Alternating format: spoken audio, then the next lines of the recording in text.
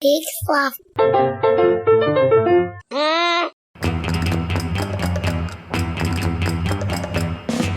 Hello, world. It's Stephanie Cmar, and I'm here to tell you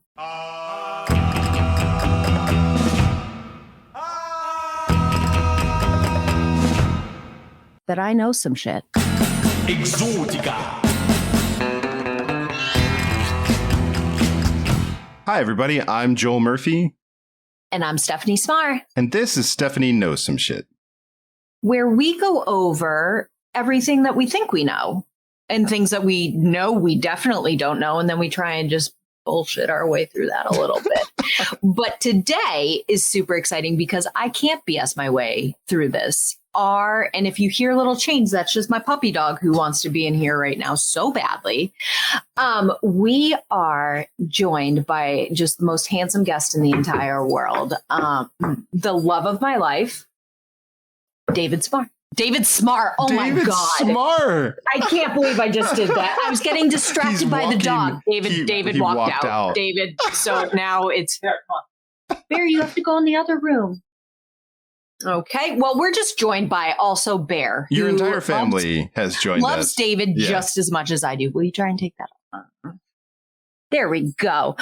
So we're joined by my husband, David, because I get a lot of comments from people that are the sweetest things in the entire world that are like couple goals. And I'm like, what? Did you guys not see us in 2014? Like that was a whole conversation we could be having. But so I'm so excited. David Cavilla. I didn't take his last name and I just called him David Cmar because that's what he calls himself. And that was embarrassing. So say hi. Hi, how are you? Good. Good. My new identity. Yeah. Oh my God, that's so embarrassing. Hey, I mean, that's all right. It is fewer letters, so it's like faster to say. I actually was at Walgreens the other day picking up a prescription for David, which is, other than folding his clothes, like the most wifey that I possibly feel. But I was shocked because she was like, what are you picking up for? And I was like, David Cavilla, and I didn't have to spell his last name. Oh, wow. And my mind like couldn't wrap around that. I was like, so every time you go to a store or call somebody, you don't have to say C as in Charles, M as in Mary, A-R as I do. And he was like, no, that's you. And I was like, cool. I got that. They always misinterpret the V for a B. So Cavilla. That's about it. That's actually the perfect segue into our first meeting. Mm-hmm. So yes. David and I have worked together for our entire friendship. So we're going on like 12, 13, 14 years. We never really know the answer to this. But so when I was the sous chef at B&G, our executive chef, Steven, went to China, I want to say. And he was like, just so you know, this kid's starting on January 2nd, I think was the date. Yeah. And I'm like, yeah, whatever. He's going to suck. He's not Brazilian. Like, this is already like the worst plan. They hired me in November and they're like, you can start in January. I'm like, all right. It's very unorthodox, but such a weird for a place. Restaurant. But okay. Such a weird place. I guess I'll just sit around. Yeah, normally it's pretty immediate, right? Like it's like can you start tomorrow? You can walk in that first night. Day and at least wash dishes. Yeah. That night. But who knows what Steven, the executive chef, was thinking. But he's like, you just need to email this kid and have him go to HR and fill out all of his paperwork. And I'm like, sure. Steven gives me what I think is David's email, David Cavilla at gmail.com or whatever it was. And I'm like, this mofo is not emailing me back. He's not going to HR. I am down a line cook. He walks through the door and I'm livid. And I'm like, way to respond to the emails. And he was like, what email? Yeah, this whole time I was sitting at my house, like just eating saltine crackers, looking out a window, wondering like, this is a really weird company. They're supposed to be like the best restaurant company in Boston. And I got hired and I start in 2 months and I'm supposed to start tomorrow and I haven't got any emails. This is crazy. Like, what? All right. Well, this is the first and last of anything that's going to begin like this. But in this case, I was in the wrong. This was my fault. And she came off a little harsh, Joel. I came off a little harsh. So David and I started working together. Now I'm just going to like explain my side of the story and then David can actually talk about work. So for the first like month of David being there, I was like, this kid's driving me nuts, but it's fine. Shows up to work, great attitude. He's also like, mind you, David's in culinary school. So he's going to culinary school from like 6 a.m. to... I was waking up at 4 a.m. Yep. I was driving from Marshfield to Cambridge. I get done with school at 2. I go to work at 3. I get home at like 1 a.m. I do homework till as much as I could. I'd sleep. I was getting 17 hours a week of sleep. Oh my God. And then, so I'd like sleep. There was this little bench in between these bushes. There was this restaurant, Hammersley's. It was right across from from B&G. So I get off the train.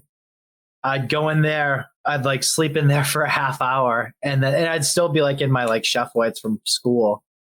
And then I'd run over and then work until, it was so busy. It was a busy small restaurant. It was and like, crazy. It would be so busy in the summer and we'd be doing like our post meeting shift and it'd be like 1 a.m. and I'd be like, oh my God, like I have to drive an hour home and do home. It was, you can imagine, but it went by fast, we can say. It did go by fast, and I gave you no credit for it. Like, I didn't understand then what you were going through. I was just like, can you use some effing salt? And David's like, they would just bring up the salt thing. This was an so it's like this is the managerial staff I was dealing with here. So in the middle of a rush, they'd order like a black bass, right? Like an order, whatever it was. I'd cook it.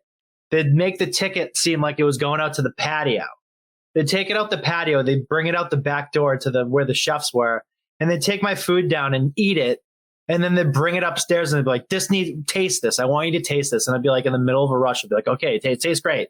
And she'd be like, no, it needs salt. And I'd be like, fucking okay. Like, this is the great time.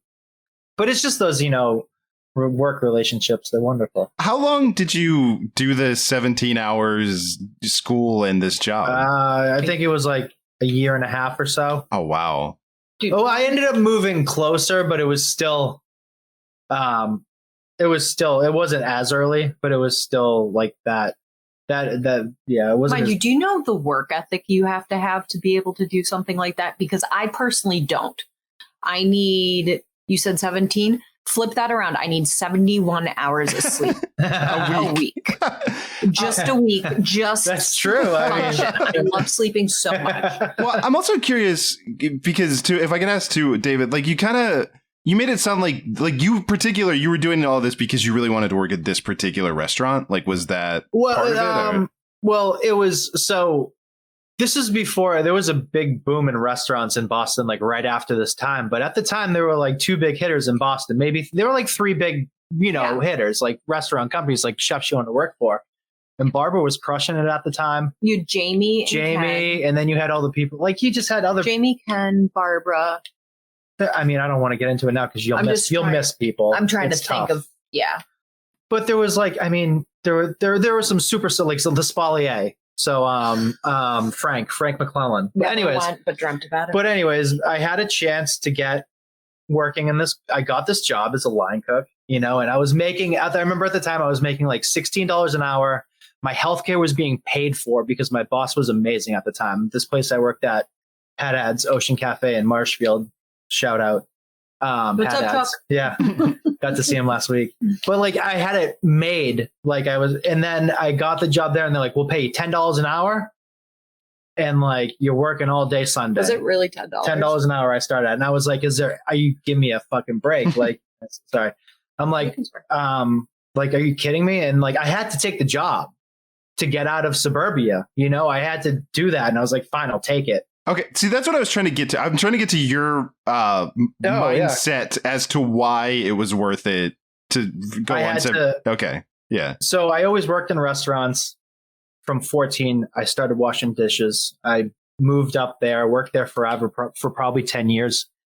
And then I started doing other things like sales. And like a friend of mine and he started his own draft beer service. So I went partners with him and that was tough as well. And it just, the things that didn't work out, I always found myself working in restaurants, like still picking up shifts anyways, trying to do these other sales jobs and stuff. And I hated it. I hated whatever I was doing. And I always found my way back in the kitchen. And I was like, well, I'm going nowhere in my life, so I might as well just shoot myself in the foot and go to school for it. And that was the way of telling myself that I had to use this as a career and stop looking for these careers that I have no business in, because I had no idea on what I was doing. It was hilarious, you know? All right. So then you find the job, you have no sleep, you don't get emails, you're not salting things. I think that's where we're at.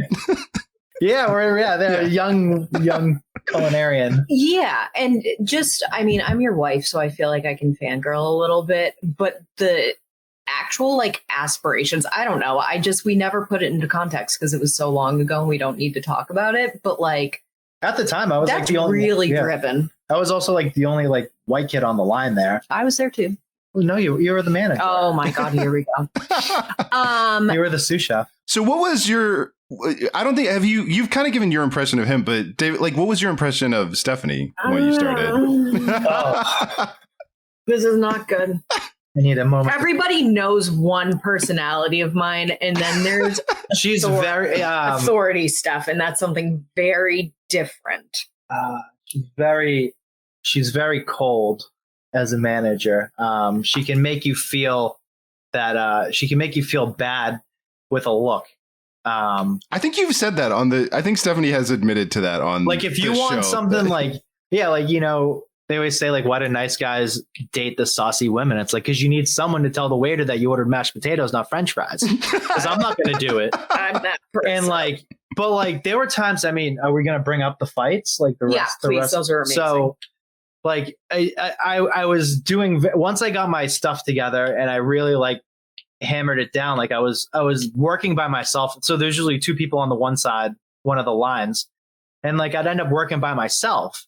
They'd be like, oh, by the way, like, you know, we just have you on we set you on Saturday. It's just going to be you. Because he was so good, but like, but she's like, but I'll come in. They're like, oh, like I'm working with you. So it would be either like her or somebody else. I'm like, oh, great. Like manager time. So I know what's going to happen. They're going to come down, help me set up. First order's going to come in. They're going to be like, okay, I got to go downstairs and do something. And then it's called cut the fish. And then she's like, oh, I have to go. And then like, you know, okay, well, yeah, you had to cut the fish. But then like, you know, at the end of the night, she'd be like, all right, I have to go upstairs and like do invoices. And I'd be like, okay. But then I have to clean everything, put everything away. I'm like, so it's not really working with another person. And I was like, so I'd always give her crap about having to do her. Nobody can see my eye roll right now. I used to give her so much crap for that. Much. So this one time I go up to do the orders, right? And I'm just doing as I'm trained. She goes upstairs and does her orders. We get this late night wave comes in and we just get David's buried. not pleased. David's not happy. Pleased. I am livid. I am rip shit. And so she comes down to a scene. Go ahead. A scene. David is taking all of the mise en place, all of the containers, and he's just throwing them away. So David's, let's say he's chucking a pint container. I'm going into the trash and pulling it out. And finally I was like, what are you doing? And he like throws this little temper tantrum. We're not dating, so I still have authority stuff in my mind. And I go into like, oh, this is still full authority. Yeah, we were just cold, angry, disappointed mom. But she's pulling the stuff out of the trash and then I'm throwing it back in the trash. And she's like, this is, you know, company property. You can't do this. And I'm like, fuck your property. Just throwing them away. True story.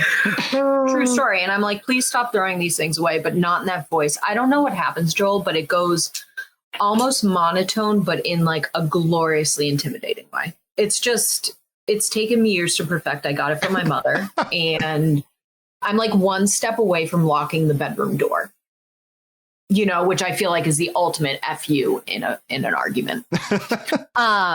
So our time at B&G was really funny. So somewhere in the time at B&G, I was like, you know what? David's kind of cute, right? Disaster. And I'm like, just forget about it. So I end up going to Stir and David and I start dating. But in the time that I thought David was cute, he never picked up. I was like, we definitely flirted tonight. He didn't pick up on one bit of this.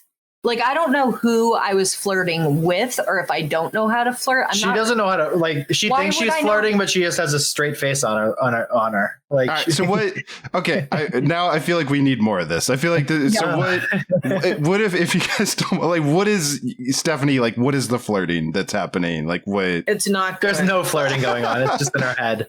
Most in my head. Yeah. But like, what? I don't know. Is there an example? Like, what kind so of? Yeah. We're also going to lunch together on our days off because we were really close. You spend a lot of time with someone. Oh yeah, like we're going out to have. I thought lunch. We were getting closer to dating, and I was just really excited to hang out with people. Like, yet again, to be able to like go hang out with your superiors is pretty. It is cool. It's something that you strive, like you want to be accepted. So I was just very excited to be there. But I also enjoyed her too. Like she was a great friend at the time. Yeah, but I'm thinking like because kind of what you're saying is you're in school, you want to do this. This is someone that has experience that works at a place that you really respect. So you like in some ways it's almost like a mentor or something. Maybe you're thinking about it. Or like, Talked a lot. We talked a lot about food. Looked at cookbooks. A lot of cookbook work. Yeah, like because that's all it was then. It just. But I was in love with him, and what we're getting to is David was yet to fall. I was yet to find. Madly, and there was nothing. Arrow hasn't hit me yet. So that wasn't at all. That wasn't in your head at all. Like at this point. We had this amazing, I'll never forget the lunch that we had at Myers and Chang. It was Halloween, I want to say. And I came in to do inventory and we sat at Myers and Chang, which is Karen's old restaurant owned by Joanne Chang. It was one of those lunches where I was like, holy shit, I just connected to this person like about food, which is the greatest connection. When I get really passionate about something food related, it like consumes my body. And we had all these conversations and I was like, that was so like exhilarating for a conversation to have, finding somebody who can like. You told me to call in sick that day. I wanted to make out. I was working that night and she was like, call in sick. I'm like, I think that means you'd have to go into work. So that's flirting. Yeah. Potentially lose your job to hang out with me. It'll be awesome. I think they could, yeah. But also, I would have to fire you, and that'd be so control. Awkward. That's control. Control freak. It's okay. So our time at P&G was really awesome, and David went from being like, no offense, but like a mediocre cook to very quickly understanding the ways of the city. I was so bad when I started in the city because it was so different from what I was used to. So different. Like I was used to serving, like we were doing like 600, we were doing so many people this one place. It was so different. And now everything was like super made to order, like straight from scratch. And then like, I would go home and I would be like, what is happening to me? Like, I can't do this. I can't believe I can't do this. I'd write emails being like, I'm so sorry about tonight. Like, please tell me how I can get better. And looking back at it now, like, I'd be like, you just like, kid, you just got to get better at cooking. Right. Like, you just need the reps. There's nothing. You can't read a book. Like, you just need to learn how to cook in this kitchen. It was this quirky place. This was a phenomenal job because you had 2 stations on the hotline. David worked all the stations, but you had 2. You had the person that did the veg and garnish and heated up the soups and made the lobster rolls. Yeah. And then my job, which was just to sear the fish. Loved it. I was like, can't even screw this up. This is so fun. I'd be like, oh, we're working together tonight. And I'd be like, what side do you want? And she'd say, I only sear the fish. And it's like, oh, okay. But really, people are always like, Stephanie, why don't you run a restaurant? This is why, because I'm not good at it. Also, I'm only searing the fish. That wasn't flirting, right? Was that? I did. Oh my God, go on my. Yeah. So we were working. Joyce, if you're listening now, please turn off. For 30 seconds. Or just hit, there's a nice button you should hit. It says skip 15 seconds. Mm-hmm. So we were working together. I was on the veg side. She was on the searing the fish side. And red snapper was on the menu. And it's like me, her, and then all these, Brazilian and Colombian guys. And they're on my side. They're like my boys. We're in the trenches. And she's like, because you have to yell over to the other side and stuff. And she's like, David, go on my snapper. And I'm like, and she's like, David, go on my snapper. And like everyone's dying. Like I'm like laughing, like hand on the flat top, burning it. The Colombian guys on the other side are like dying laughing because, it's insane. And she doesn't get it. And she's like, well, just go. Go on my snapper. Yeah. So this joke and I'm like, Steph. And everyone's staring and she's like, oh my God. And like it hit her. I was like, so funny. But so yeah, our time at B&G together was like we didn't start dating when we were at B&G. We cooked together, and after I sort of saw his passion for food, which is like the most attractive thing in the entire world to me, I was like, he was just a great friend. We just did friend things. And he was like this, like we talked about in the Kristen episode, this was a really formative time in my life. All of the Kristen episode is overlapping this right now. Yeah. So we're all hanging out on time off. We became a gang. Great time. It was really an amazing time. So was this too with the apartments? Were you in the apartments yet with Kristen? Okay, so that's what we're gonna fast forward to. So I started working for Stir. David's still at B&G, and I moved into the Heartbreak Hotel on January 1st. David and I, July, not January, July 1st. David and I hooked up on July 3rd. And I spent 2 nights in that apartment by myself before David became like a permanent fixture.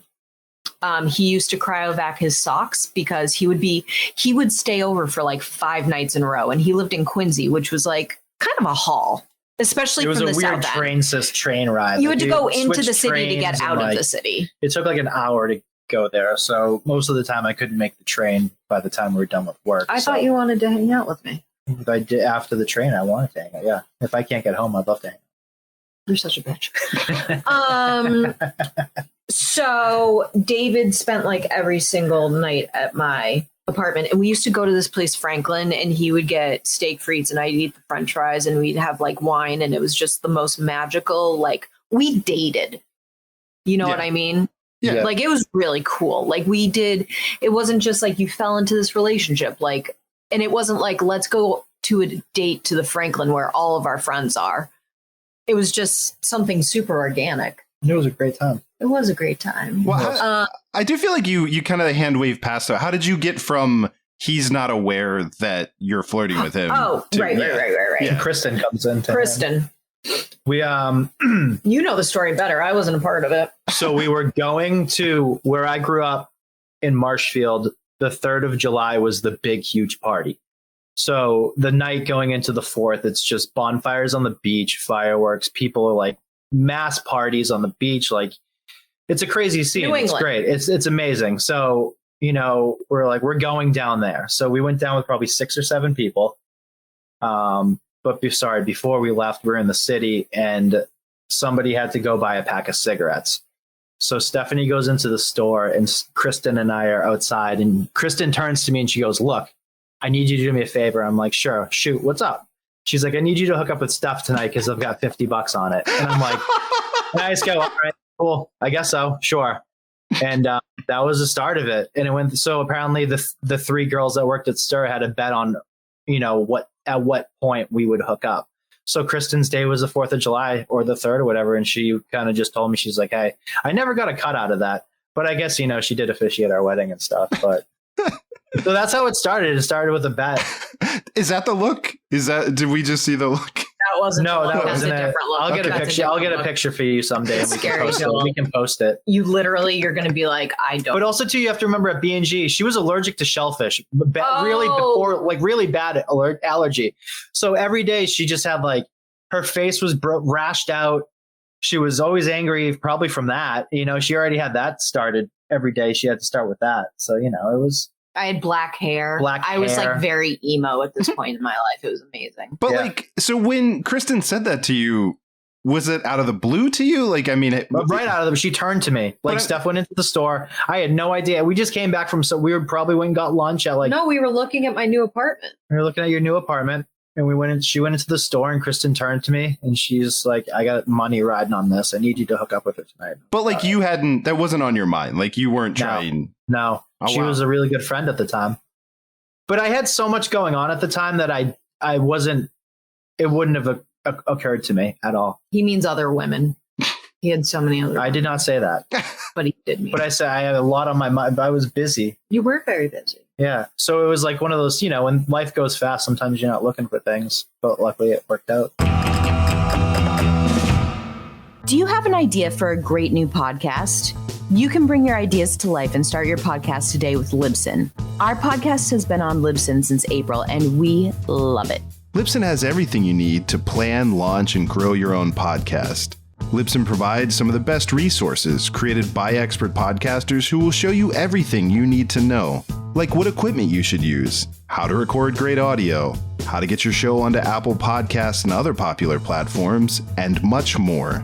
Plus, as a friend of Stephanie knows some shit, when you sign up with Libsyn, you get your first month of podcast hosting for free. There has never been a better time than right now for you to start podcasting. Visit Libsyn.com and use the code FRIEND, FRIEND. That's LIBSYN.com and use the code FRIEND, FRIEND, to get started and create your podcast today. So we hook up on the 3rd of July. I'm going to spare everybody. Yeah, people probably don't want to. Hook up could mean a lot of things. I'm not saying what we did. No, now it's kind of just like a power of seduction, but the love at story. least I'm not calling it the fornication anniversary. Yeah. So I think it was pretty clear what the bet was. I think we all understood. Like what? Nothing makes you feel.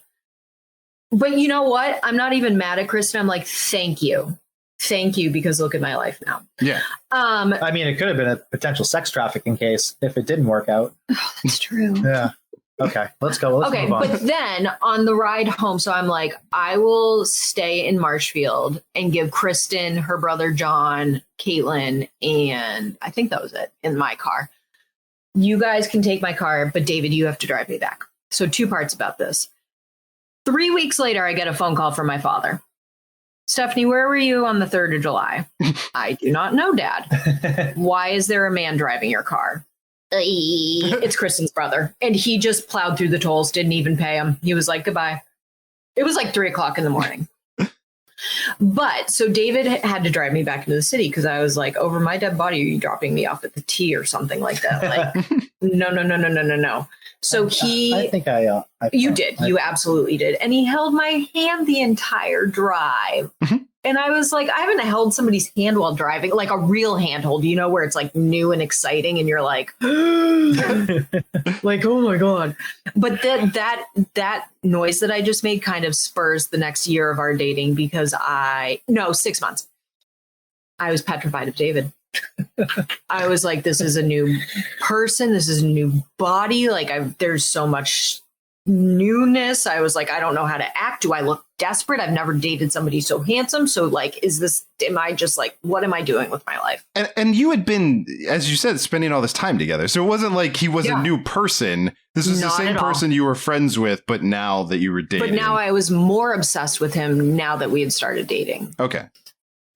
And was literally petrified. Like 6th grade dance. Yes, so much. That's the best way to describe it. Like I could not waiting for that to try to ask somebody to dance at the church.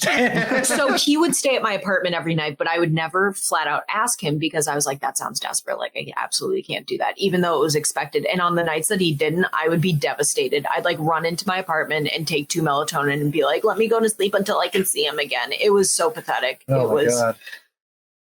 You better feel good about yourself. I feel great. I feel wonderful. You are very loved. I am. So yeah, I was petrified of him for 6 months. And in this time, you became the sous chef at B&G Butcher Shop, which was incredible. So this kid who started out as like a line cook, who I was like, no future, can't salt food, like big disaster.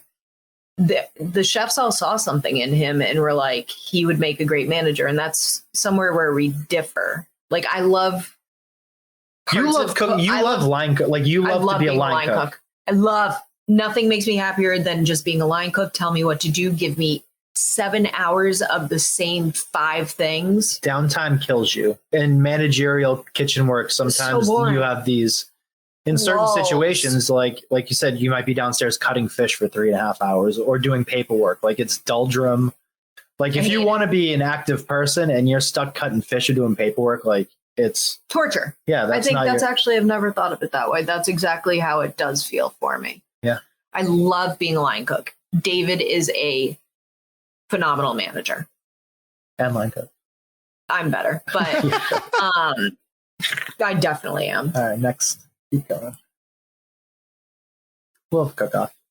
I really wish this was filmed so people could see these silent moments, because I just had so many thoughts racing through my head. Like, do we go downstairs and just make an emulsified butter sauce? You can beat me with salad dressings. Okay. It's my biggest. You can beat me at grilling. I can beat you up. This is now. I want to. This is my dream for this show. Is someday we have a live show where we have a live show where you two are just on stage, like competing against each other, so we can settle. Sure. It gets. I am so competitive, Joel. It's the scariest thing. I will not quit. She's that part, like, you know, like those old racing videos, like those cartoons, and like there's like that guy coming around the corner and he shoves like the spike in your tire. I feel like that would be Stephanie coming around if she wasn't winning.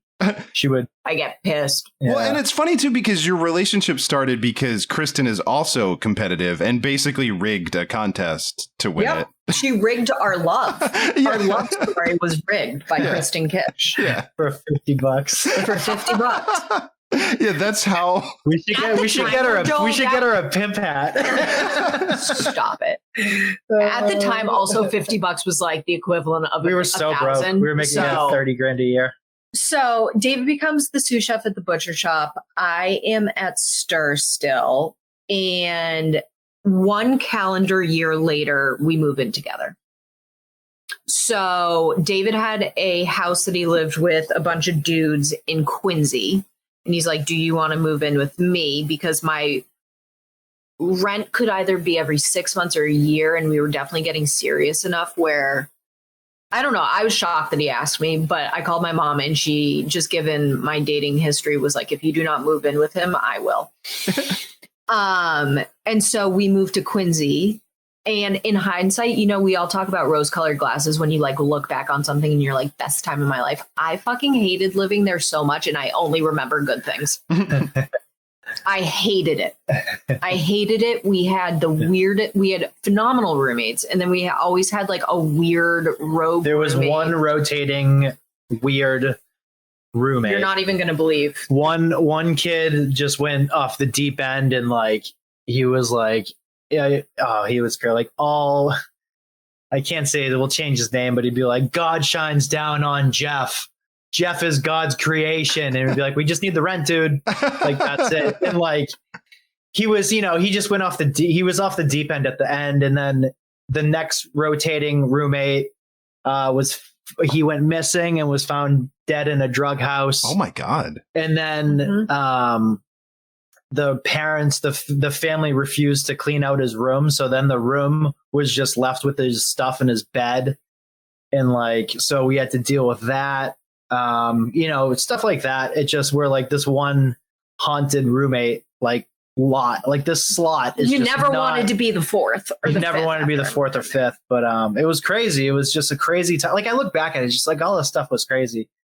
Crazy times. And Jimmy's the best. Roommate. I still consider him a roommate, even though I don't even know if he would consider me a roommate, because I like wasn't on the lease. I just moved in. I didn't even tell them. I was like, the day of, I'm like, hey, by the way, Steph's moving into my room, and they were like, I was like, bye. I should have really brought this up. I didn't know that, but I did not know crazy times back then. It was. So we used to like work. David worked at the butcher shop still. And at some point I had transferred to number 9. He used to take the bus, come meet me at number 9. And then we would get like the last train to Quincy. And it was just like, but we were young and we were fun and. Oh, we were crazy. We were wild. We were crazy. And we'd stay up until like 3:00 in the morning, drinking wine and like talking and everything. It was just that crazy mid-20s. I mean, what were we? Mid-20s, late 20s. Like just craziness. Like you're invincible. We just kept going and going and going. And we had so much fun. And then we'd have days off. Mind you, like I've always talked about how broke we were, but people can't. We were like really, really, really struggling. And so our rent per month was $250 a person. And then like every other week we would go out to lunch, which was like kind of a big deal. And I just remember going to like the Red Cat or the Fat Cat, whatever that place. They had barbecue nachos. It depended on how many times we had to take a cab home, because we'd always miss. Number 9 always loved to make their end of night meeting would always run so ridiculously long. Like there was no reason. Everybody would talk for like 17 minutes each, like their feelings and what they thought about the night before. And I'd be like, what? I hate talking Let's about go. So they'd be done with work at like 12:15 and we'd be rolling out of there at like 1:30 and be like, can't catch the train now. So then it was a $55 cab ride. Yeah, and if you because there were no Ubers, cab. so you needed a cab. So you'd be like $55 to get home. Like that's our eating money. That's it. That is a weird thing about Boston that I do remember too. Is they do not have late night transportation. No. It just stops. Nothing. Yeah, they tried doing it for a little bit, like a quick on the weekends. But also the MBTA, like the Massachusetts, the Boston train, like there are always millions of they don't break even. They're always in debt. So to even add more hours, they're like. I'll never forget a couple years ago, Kristen and I, this was pre-COVID, she and I were doing something or going somewhere. I forget what it was, but she was like, do you want to take the T? And we made it one stop before we got off. We made it from Downtown Crossing to Arlington. And I was like, that's good. So we lived in Quincy. We both worked and we were having fun. This was after the first Top Chef. So I had filmed that. And definitely lived in Quincy at the time because my dad sat outside the apartment until I came out because I was devastated. But it was a really fun time. Like we didn't cook together, but we still like if he needed to change a menu or I did, we would sit there with the flavor Bible and the few cookbooks that we had. And like there was just so much passion behind everything. We had a lot of people that supported us too. We got a lot of we always found our way into really expensive gift cards or like restaurant gift cards. So we go have like a $600 to $800 dinner. Like I remember at one point there's this restaurant. Oh yeah.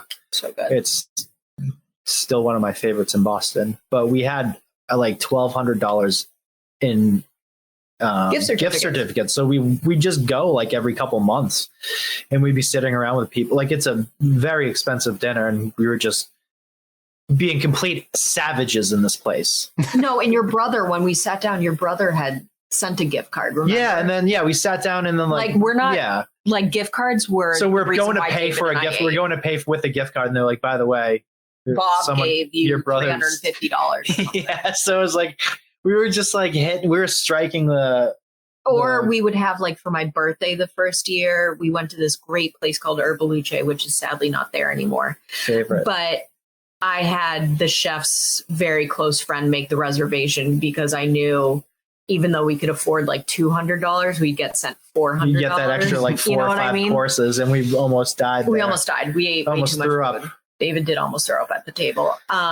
We had like it wasn't a hustle. It was just like we couldn't afford it, but we didn't. I think people kind of knew and they felt bad. I do too. We were shockingly broker than any of our other friends. Like we really crushed. Hey, but look at us now. You're still kind of broke, but happy. And we have a house and a dog. So it's like, okay. But it was sort of this like romanticized version of dating. And I don't know if everybody has this, but like we just had really quirky. Yeah. I mean, we'd walk around the city all day long. Just walk. We would just walk. We'd go eat at like, there's this restaurant, Neptune Oyster. Our back doors butted when we lived in the North End. In this place, there would always be an hour wait, people standing outside. So if we walk by and we could be coming back from lunch. Like we have in the past been coming back from lunch and there's no line and we'll go in and get food. And one time we went and spent maybe 4 hours in there. And then we went over to the public garden across the street and just fell asleep. I have never. That was the first and last time I've ever fallen asleep outside in public. Which now, if you did that in Boston, you'd probably wake up naked. You wouldn't. You wouldn't. Probably wouldn't wake up. That was really beautiful. I had purple pants on. Nice. Those purple pants. I remember those. Yeah. So we had all these like funny experiences, and then Top Chef happened again. So we lived in Quincy. Yes. So you were, Right. So we lived in Quincy still, and I film New Orleans. My dad picks me up because I want to surprise David because we're still at that point. Like, this is going to be amazing. He's going to run into my arms and I'm going to catch him. It's going to be awesome. So my dad picks me up. He takes me out to lunch. I get my clam chowder. It's 1,000,000 degrees out, but I do not Clam chowder's the best.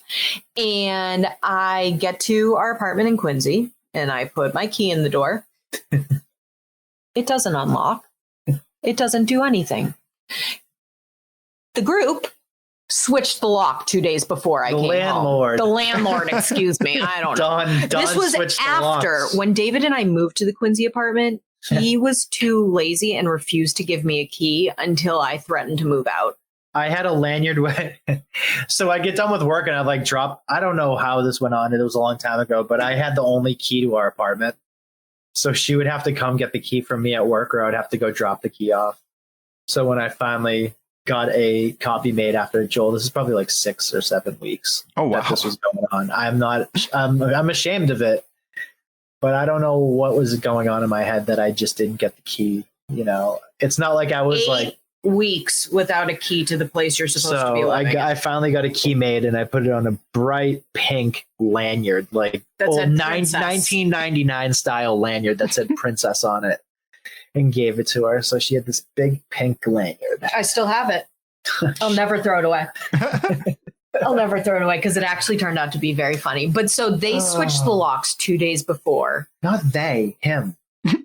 Don switches the locks. Which in Don's defense, you're not on the lease, so he doesn't know. Now, also, I'm like so far removed from this apartment that I don't have anybody's phone numbers. I don't have Jeff or whatever we called him. I don't have I don't have anybody's phone number. So I have to go on Facebook Messenger and find our roommate, Jimmy. And I'm like, dude, can you help me, please? Like, I'm standing out here with my suitcases and I feel really vulnerable. And I don't know if my boyfriend's left me because I've been gone for 2 months and now the locks are switched and whatnot. Stephanie, if you're reading this note, you already know. I already know. I've packed my bags and moved to Phoenix. I've moved back in with my mother. And it just ends by saying, please pack your knives and go. That's Please pack your knives. I was like, oh my God. But so that Top Chef happens. So I come back and we film the New Orleans. I decide that I want to move into the city. Yep. So we look at an apartment in the North End. We take it. We live there for one night and I go film the finale. This is when David learned that the walls were built with tissue paper. This is such a mess, this whole apartment. It was a fiasco. We had to move out of Quincy. It was imperative that we moved. So I was told. And we had no money, like I told you. So we go look at these apartments and this guy's like, we go look at this apartment. It's just in the middle of the North End. And this guy's like, it's going to move quick. You got to either you're going to have to take it now or it's going to be gone in a minute. So I'm like, what are we going to do? So I had to ask my brother for money. I still owe you money, Bob. I'm sorry. I know, Bob. We're still getting back to you. But I had to ask my brother for a large cash advance. And then he had to go with me to get it notarized because I didn't have any. I mean, no, you did have credit. It was just the kind you didn't want. I had plenty of bad credit. Yes. Mine was no. Yeah. Mine was. I had to get it notarized. So we move it. So we finally, we get this. We move. Moving is just horrible. It's one of the worst. After that, we never. Oh my God! My brother Colton came with us. I had to drive an 18-wheeler. No, it wasn't. It was a box truck. A box truck, like a U-Haul kind of. Yeah, U-Haul, down Hanover Street. Somebody's in the parking spot that I've had the city. So there's mark off. There's this mafia guy like in a limousine, and he's parked in our right below our sign that says no parking. Like we got the whatever. Yeah. And I'm like, beep, beep, toot, toot. Can you please move? So she gets out of the car and I'm just like staying in the car. I'm like, nope, this is going to go very poorly. And she goes up to this Italian guy and she's like, and I just see her I see her looking and the look comes out, Joel. Oh. The look. And I'm like, oh, this guy has to go. And you can see the guy be hard. And then he stops and he just tips his hat, gets in the car and moves. And I'm like, oh, that's my woman. Saved me. It's a good look. He did tell me to fuck off. Yeah, he told you, but he saw the look and he was like, yeah. Yeah, he left and I was like, okay, thank you. That's the thing. He's saying that to save face, but he's scared enough to leave. Yeah, because his boy was right there too. Yeah. But I was like... But he's still going to leave, yeah. I didn't even threaten to call the cops. I was like, I really need you to like 5 minutes ago. And he was like, like, yeah, I don't know if anybody's talked to you like this, but this is mine. Not yours. So we moved to the North End. David finds out that the apartment is... The whole building is sectioned.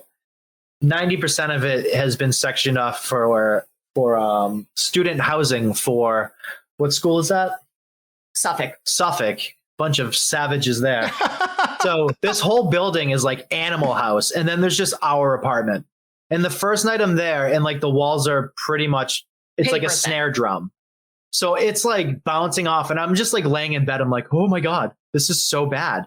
Like, I think this is a serious, like, I don't know what's going on, but there's no way it can be like this. It was like that every single night. Every single night. We lived there for 11 months. We didn't even make it the full year.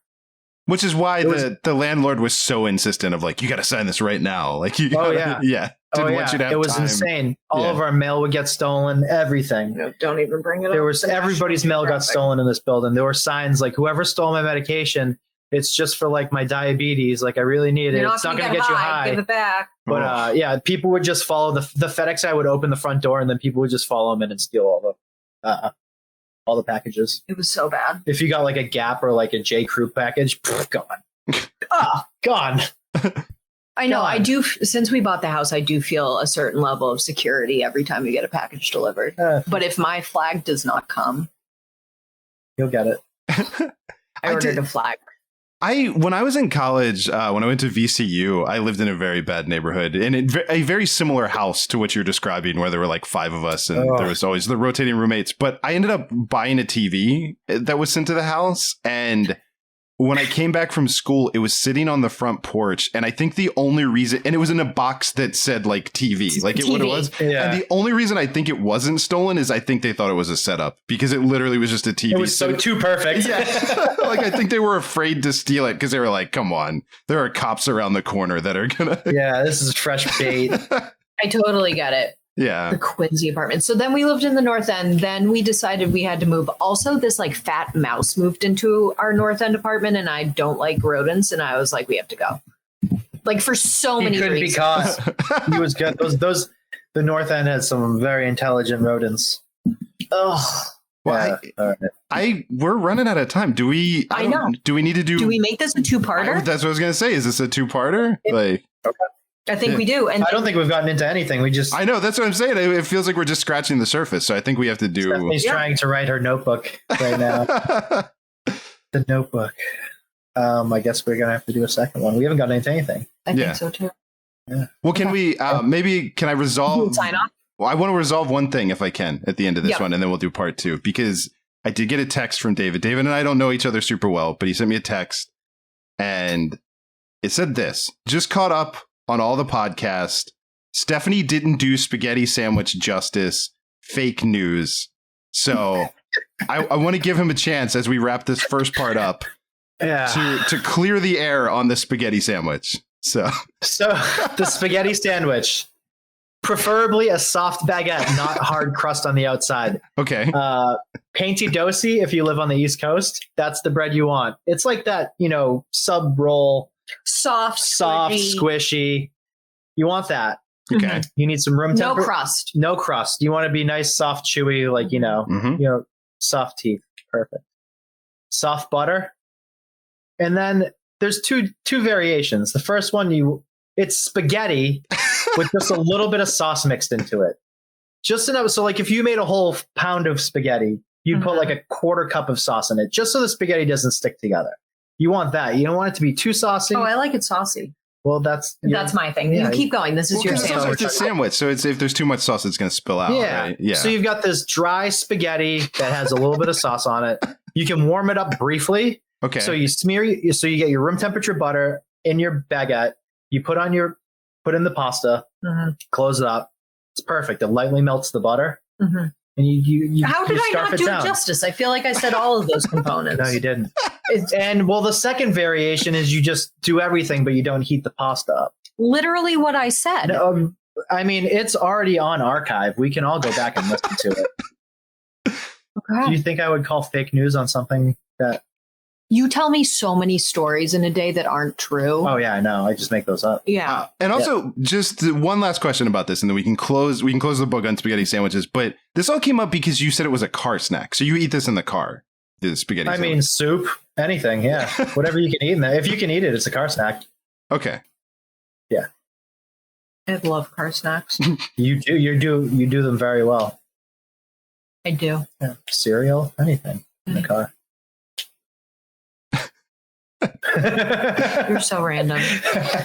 All right, but yeah, so if we're gonna do part 2, so we'll do that. But do you have? We've been getting sign-offs. I don't know what you want to do for a sign-off. Oh, well, there was beep beep toot toot. Oh, I love that one. Yeah. Okay, I got it. Okay. All right, my friends, beep, beep, toot, toot. I hope that you learned something today about David and my glorious relationship and a little bit about food and whatnot. But that's it for us today. And we're going to come back at you next week with part 2, where David and I, this either turns into marriage counseling or we tell funny stories. How's that sound for everybody? It's nice, low key. I'm excited. Yeah. Perfect. Happy 4th of July, everyone. Happy 4th of July.